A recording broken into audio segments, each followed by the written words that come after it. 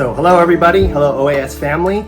It's a very warm Friday afternoon here, and I'm excited to present this little video for you. And what I'm going to call it is I'm going on a double date with two brushes. Okay, and these are two new brushes. One, the larger one here, we're calling the Flying Swan, and then this one with the decorative handle we're calling the Breeze brush. Okay, so the reason why I use the metaphor of a date is because what I think happens when people buy some supplies for us is that the first time they might use the brush is in too formal of a setting, so like maybe they're taking a class, and then so they'll buy the supplies and then they wait until the class starts before they even get familiar with the brush. Okay, and that is always harder because whenever you're unfamiliar with the materials and you have to use them for a very specific purpose right away, it can create nerves. It can you really don't have enough confidence in the brush and your ability to work with the brush. And then when you get yourself into like a classroom setting, whether it's in person or whether you're doing it via Zoom, it puts unnecessary pressure on you. So what I like about the idea of dating is the idea of dating is very different than the idea of being in a relationship, because dating, we're always just going out with a person and the whole objective is just to enjoy ourselves.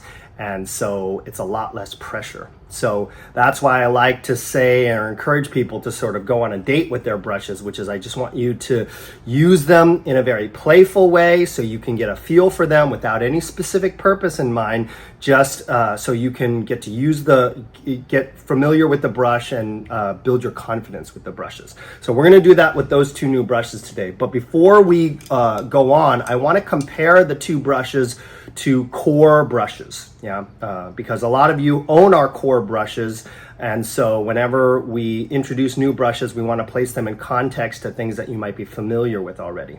So what I like to say for these brushes is that they are sort of larger versions of brushes that exist in the same family as our flow brushes. So the two flow brushes that are in our premium artist brush set, the most iconic sizes of our flow brushes are the large flow and the flow, okay, which is technically the small flow, but we just call it the flow because it was the first flow brush ever. So when we compare the size, you can see that the Flying Swan is significantly larger and has a bigger diameter than the large flow.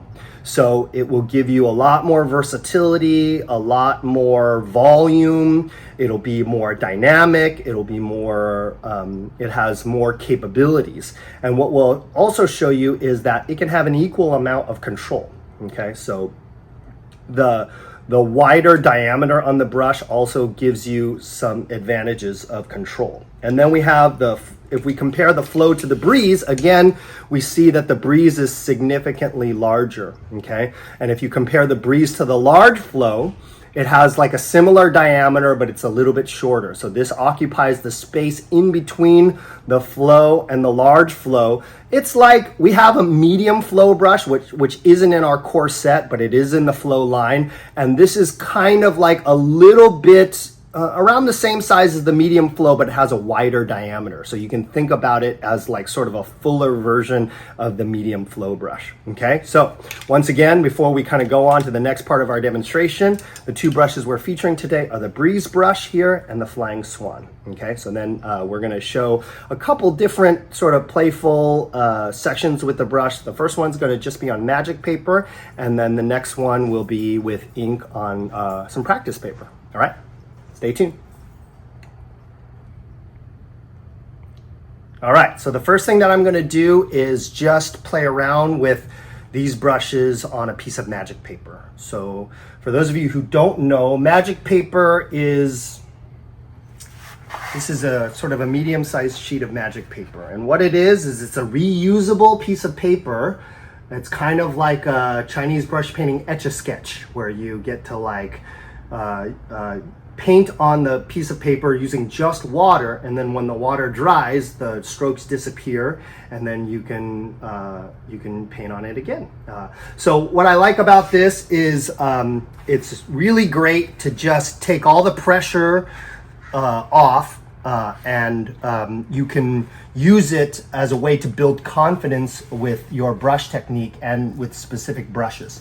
So I'm going to invite Eddie around to this other side here where he can see this a little bit more closely. And I'll go ahead and start with the larger, I'll start with the smaller brush. Okay, so this is the Breeze brush. So you can see here it's got this very attractive decorative handle. You know, I don't know if you are like me, but I kind of think about the brushes as you know, they have some value as collector's pieces. You know, there's a lot of them and they're all quite unique.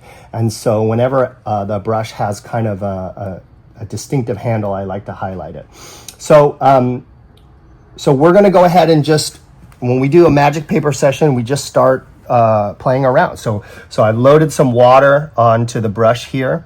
And then even though, so for those of you who don't know, this is called a combination brush. We call it a combination brush, which means that it has soft hairs on the outside, but the inner core is sort of bouncier, sort of weasel hairs. Yeah, and so that allows the brush to do fuller strokes. Like I can sort of flatten it and kind of drag it across the paper like that to do fuller strokes. But at the same time, if I hold it more upright, it can also do finer things. Yeah. So even though the iconic stroke for a combination brush is more of a wider shape stroke like this, okay, I always, when I test the quality of a brush, I always want to try to paint a bamboo leaf, because if I can get the brush to finish very easily in a point, then I know it's a pretty high quality brush.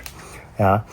So even these combination brushes, even though they have fuller, softer hairs on the outside, because they have a core of bouncier hairs, then we can use them to do strokes like line strokes, and they should be competent in those strokes. And then we can also like use them to sort of paint more bone strokes here, you know, like lines, like we might do for a stem.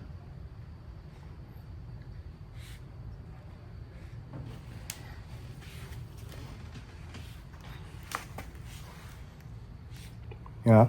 So for each one of these, I'm just really getting a sense for the brush. Now I'm practicing kind of very iconic strokes, but we can also just start to play, you know, like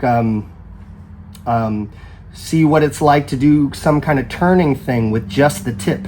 Yeah, so even though there's quite a lot of body with this brush, if I just use the tip of the brush and I start to turn it, you can see that I can get sort of finer turning, like things with like that would be used for like a vine or a tendril. Yeah, and then I can use the length of the brush, produces a little bit of cleverness. It allows me to turn the tip pretty nimbly. Yeah. So that's also another kind of option with that. So I can also like really just drag the flat of the brush, making like your classic sort of rectangle, right? And then the shape stroke, the most iconic shape stroke is a little bit of an S, yeah? That starts by applying the point this way and then dragging it and then lifting and finishing with the point. Sort of like a Z. It's like a little bit of a Z stroke, right? And then I can just complement it here with that. And then I get a little leaf or a flower petal. Yeah, so I'm going to do that again.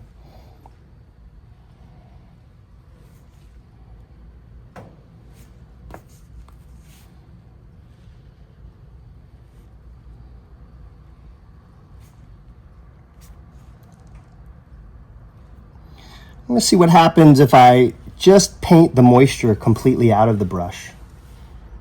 I can see it start to split. Of course, with the magic paper, I don't get a sense of texture as much as I would, but you can see as it gets drier, I am starting to get a little texture on the edge there. Yeah, we get that little flying white. Yeah, and the brush tip starts to split, and then I can use that split to create like that texture. Yeah, so the differing moisture levels in the brush is also something we want to be comfortable with and target, you know. So like certain strokes, like the bamboo leaf is a very wet stroke. Yeah, and so because the stroke is so wet, I want to use a lot of speed. Yeah. And so no matter how wet the brush is, if I am very dynamic with the stroke, then I'm gonna be able to manage even like a sopping wet brush. So I can just like get it totally sopping wet, almost like it's dripping onto the paper like that. Yeah. But if I do this quick enough, I'm not going to get a lot of bleeding. Yeah. So that's the smaller brush. That's the breeze brush. You can see very nice, very high quality combination brush and pretty unique size. Yeah. So then we're going to go to the bigger brush. Bring the drama. That's the Flying Swan. Yeah. So the size of this brush is like, this is our dragon brush. Okay. So our dragon brush used to be like one of the smallest brush in our big brush category. But the dragon brush is very different because it's basically a mountain horse brush.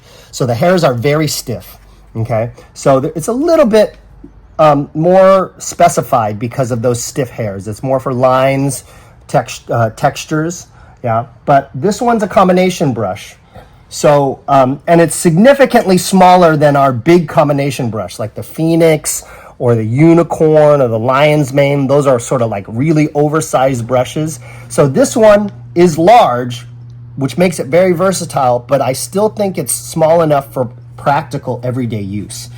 So here is the Flying Swan. And again, I'm going to do that same iconic shape stroke, and you can see how much larger I can get that stroke with the size of the brush.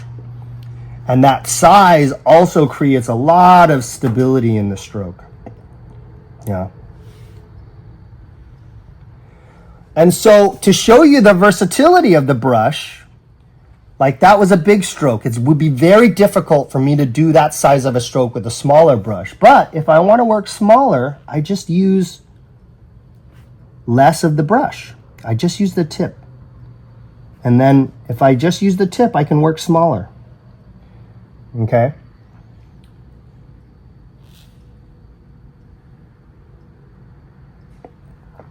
And again, I want to be able to do like a line stroke to show that it comes to a point, yeah, very easily, very skillfully.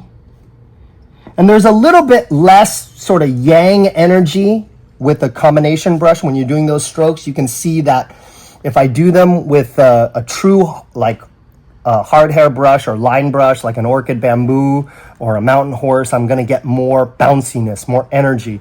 But even with the softer combination brush, I still want to be able to produce a point. That tells me that the brush is well made if it comes and it will produce that point nice and easily.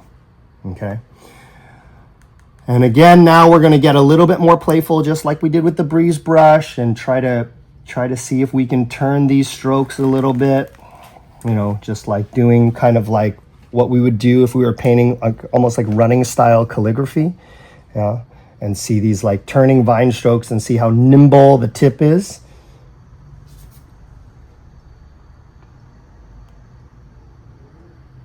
And then see what it's like if I just pull this flat and make that nice little like rectangle stroke.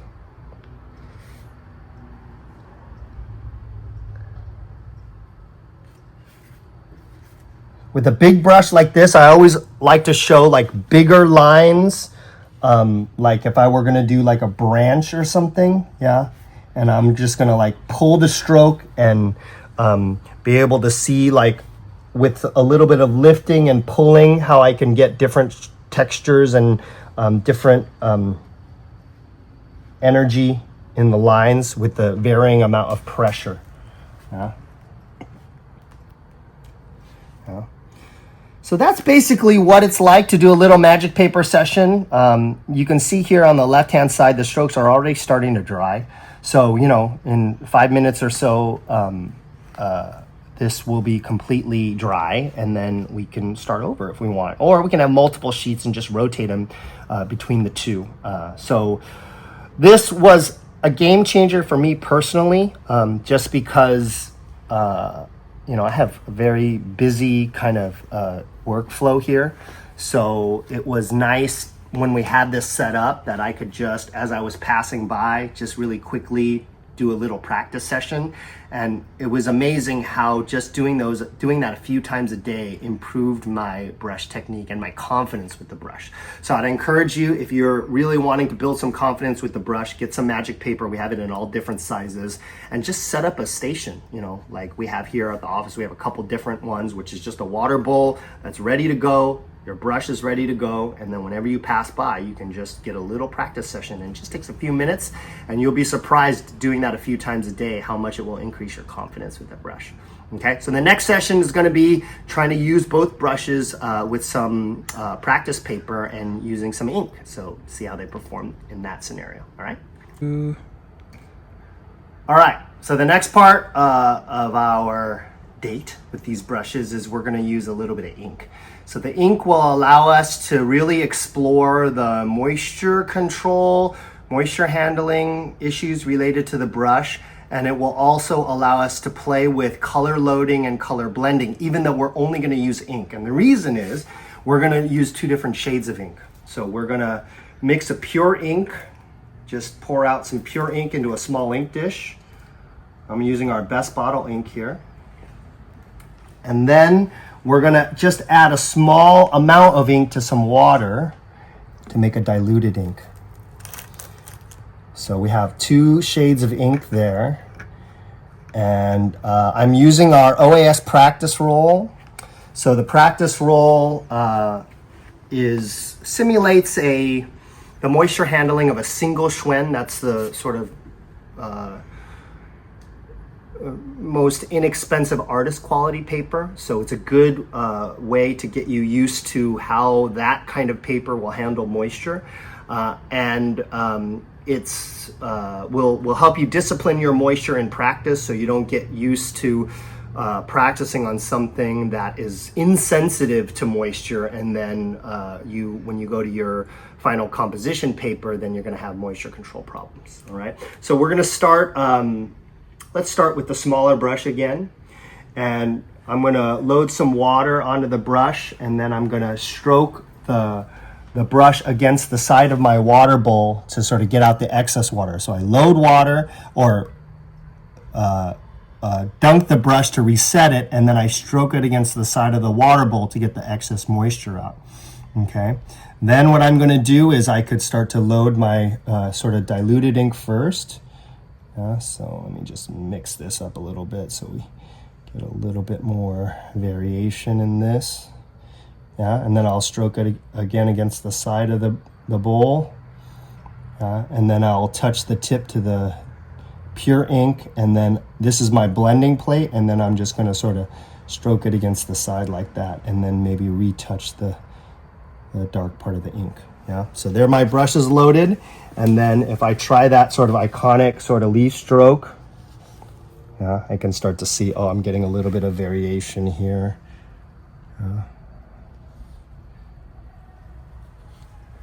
Just like that. Now, whenever I do a stroke, I always like to repeat the stroke without reloading the brush. That gives me a sense of like how the moisture handling and the color intensity is going to vary as I sort of redo the stroke over and over again. All right, so I'll try that again. Thinking diluted ink, then straight ink, then blending the brush, and then back to the straight ink, and then thinking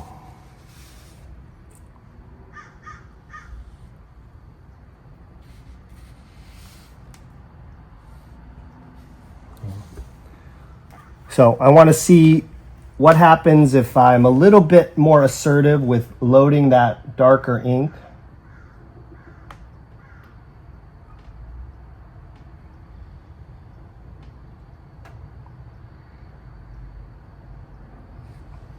See the difference here.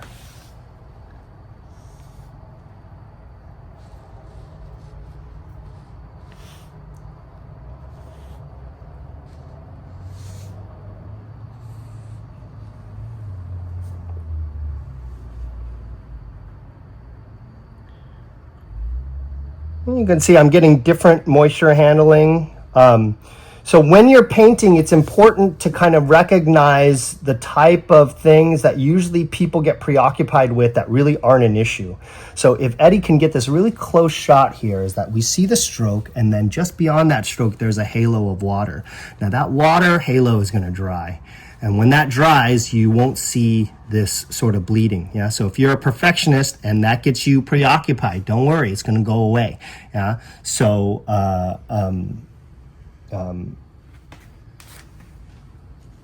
just a little pointer about. Yeah.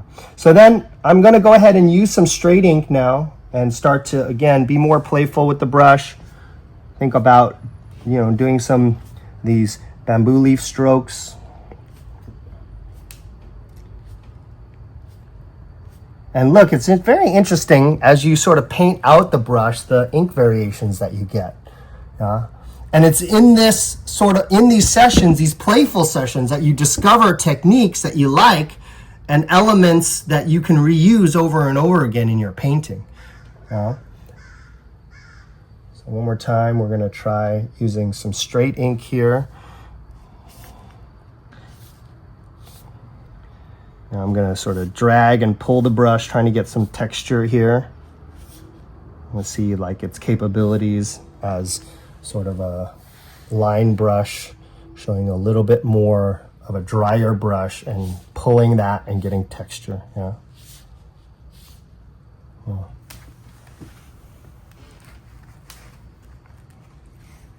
And then the last thing is, we talked about, these little sort of turning strokes here. Yeah.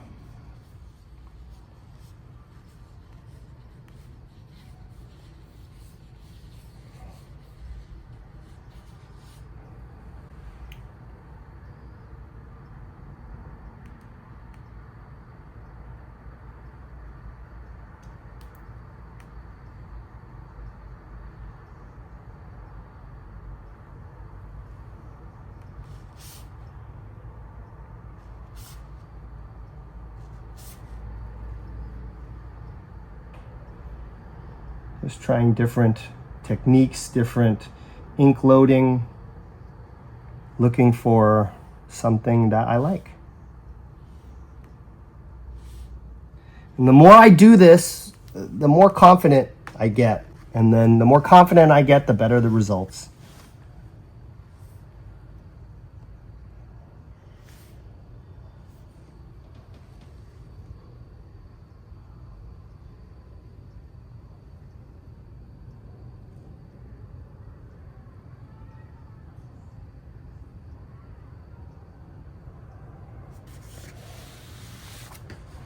So what I like about these practice rolls and in this continuous roll is you can just kind of get set up, have it sort of at the end of your table, and then you can just start to paint, through the roll.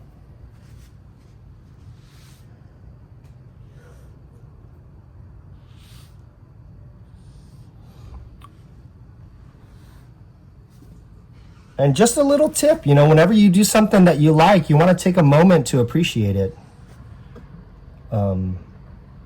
That sort of pause and that little appreciation sort of helps you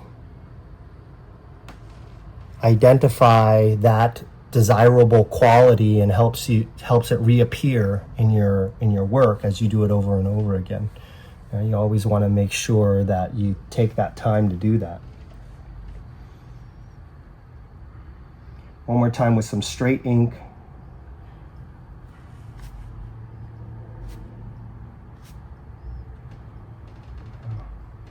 So you notice that with that straight ink, that stroke's even a little too dry for me to get. Yeah. So it's a little bit better if I actually load some water with it. Yeah. So it just goes to show you that a lot of times we get so preoccupied with the moisture, but when you have more confidence with the strokes, then sometimes the problem is like not enough moisture. Yeah. So the shape of this bamboo leaf is like, to get it the right shape, you want the brush to be quite wet.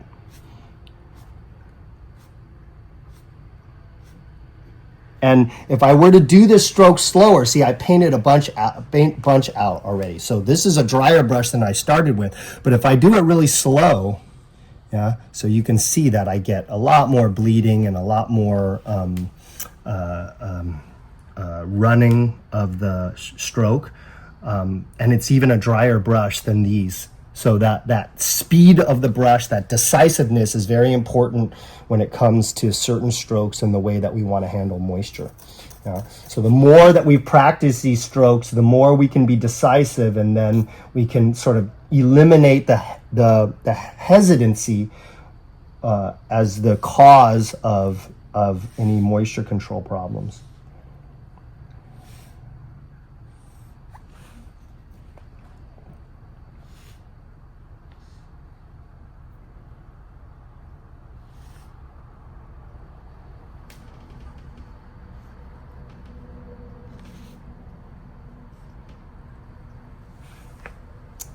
Yeah. All right. I think we're going to switch to the bigger brush. It's always exciting to think about what this is going to feel like with a much larger brush. So once again, that was the Breeze brush.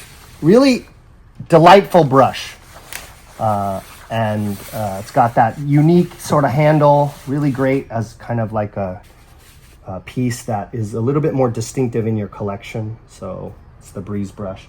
And then this is the Flying Swan. Okay, so I'm gonna make sure that I totally reset the brush, but then I'm stroking it against the side so that the initial water loading isn't so full of water from just dunking the brush. The first mistake in moisture control is people just like dunk the brush to like get all the color out, and then when the brush is still almost completely wet, then they load the brush. Then it's gonna be way too wet. So I wanna stroke this against the side. Every time I stroke it against the side, it's removing excess moisture, okay? And then I can go ahead and try to think about loading the brush. And with each loading, I kind of want to repeat that sort of side stroke, probably not necessary in the most intense color, and then I'm going to blend it like this. Yeah. So then from here, I'm going to go ahead and pull that shape stroke. And you can see with the bigger brush, I get more, I have the possibility to create more subtle variation. Yeah. So if I could load this brush in 3 stages this time, thinking about stroking it completely dry, and then thinking about loading it with just water. So just water first, then stroking it dry. Yeah. Then medium ink, medium ink.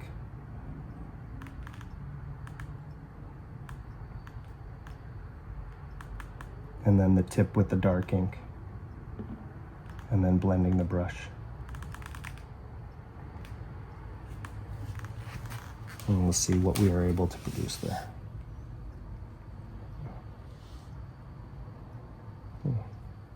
Maybe touch that dark ink one more time.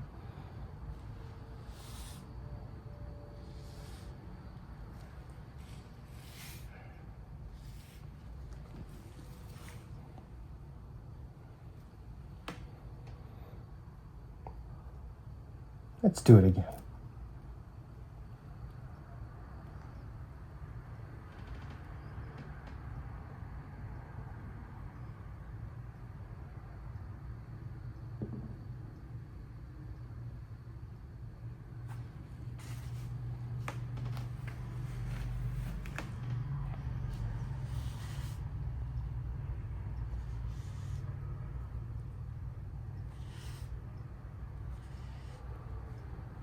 Yeah. Very nice, yeah. So now I want to go ahead and just load some darker ink onto this brush. Again, try to do some line work. A little bit too dry there.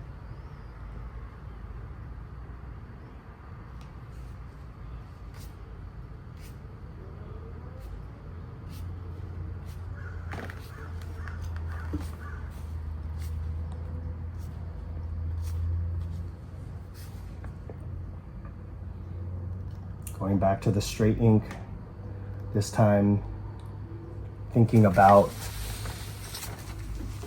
turning trunk-like strokes where maybe I'll end up showing a little bit of texture at the end.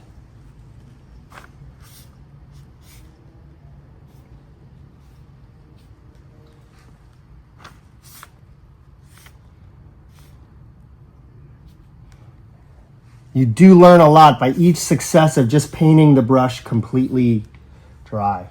You get like different ideas each time, yeah. So this is the first one, second one, third one. Or actually first one, second one, third one, fourth one. All right, so these are two really exciting brushes. We try our best not to offer redundant brushes. People like to buy brushes, so we constantly are looking for interesting brushes. And some of them are more interesting than others, but these two are both unique in their own right for different reasons. Unique sizes, handles, diameters, all of that. But you won't find out what they're capable of until you sort of play with them like this. Yeah. So don't underestimate your own possibility to discover a relationship with one of these brushes that you can use and direct towards more focused work. But before you sort of partner a brush, it's easy. It's best to go on a date, just have fun, just play around, nothing too high stakes, nothing too specific. You're just playing and trying to get comfortable with the brush. And the more you build that relationship, the more you'll understand what brushes you like to go to for what. And that's part of like how you develop your artistry in this. Yeah? So thanks for watching, you guys. Hey, make sure if you watch all the way to the end and you haven't liked and subscribed this video, go ahead and do that. Really helps us out. And as always, we wish you happy painting. Thanks.